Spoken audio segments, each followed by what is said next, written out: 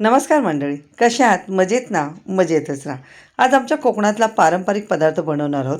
कारण आमची आजी, पणजी बनवायच्या आणि ते आम्ही खात होतो आणि तसाच प्रकार आज आम्ही इथे बनवणार आहे. कारण त्यांचीच पद्धत बघून आम्ही हे बनवते. कारण आमच्याकडे कोकणात आंबे भरपूर प्रमाणात असतात. मग त्यामुळे कोकणामध्ये आंब्याचे वेगवेगळे पदार्थ बनवले जातात. त्यातलाच आज आपण इथे एक प्रकार बनवणार आहोत, आंब्याचे द्रोण. त्यासाठी मी इथे 2 पिकलेले आंबे घेतलेले आहेत. आंबे स्वच्छ धुवून घ्यायचे, कट करून त्याच्यामधला जो गर आहे तो आपल्याला काढून घ्यायचा आहे. इथे आपण एक आंब्याचा गर काढून घेतलेला आहे. मिक्सरला चांगला बारीक वाटून घ्यायचा. म्हणजे एकदम फाईन असा वाटून घ्यायचा. गुठली अजिबात ठेवायची नाही. 1.5 वाटी तांदळाची पिठी घेतलेली आहे.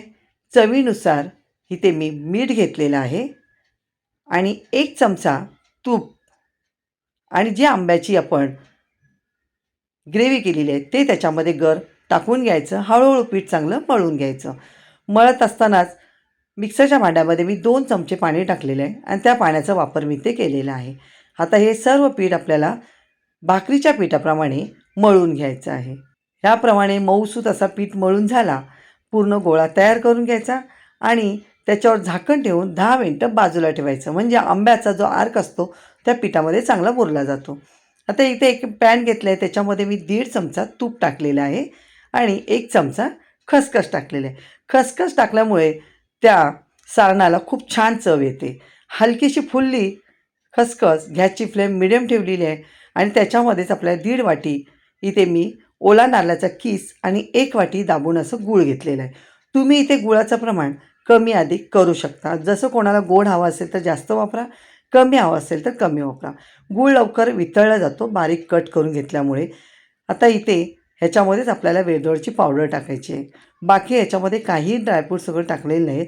एवढंच आपल्या ह्या सारणामध्ये टाकायचं आहे. सारण तयार करून झालं की प्लेटमध्ये थंड करायला काढून घ्यायचं. इथे सारण बाजूला ठेवूया.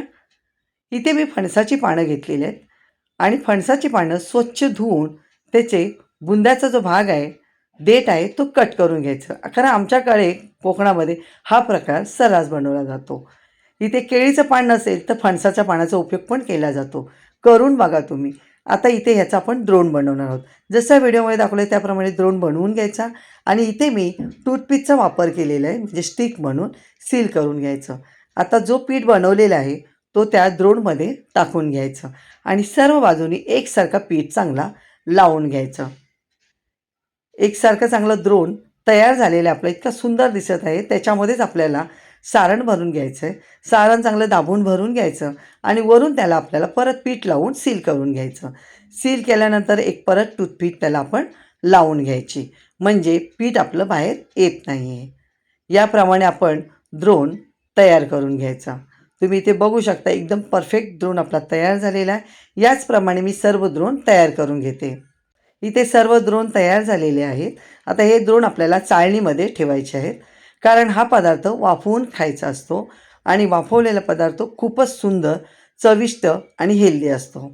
आता हे जे आंब्याचे द्रोण आहेत ते मी 15 ते 20 मिनटं चांगले वाफवून घेणार आहेत. 15 ते 20 मिनिटांनी द्रोण चांगले वाफले की आपल्याला थंड करून घ्यायचे आहेत.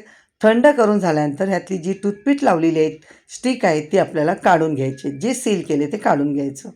खूप चविष्ट लागतो पदार्थ. तुम्ही आमच्याकडे कोकणामध्ये आलात तर आमच्या कोकणामध्ये हा प्रकार नक्कीच खायला तुम्हाला मिळेल. आता इथे आपले द्रोण तयार झालेले आहेत. इतका सुवास घरभर पसरलेला आहे. तुम्ही नक्कीच करून बघा असे द्रोण आणि तुम्हाला जर आमच्या कोकणातला द्रोण आवडला तर लाईक, शेअर आणि कमेंट करायला, सबस्क्राईब करायला अजिबात विसरू नका. मनापासून धन्यवाद.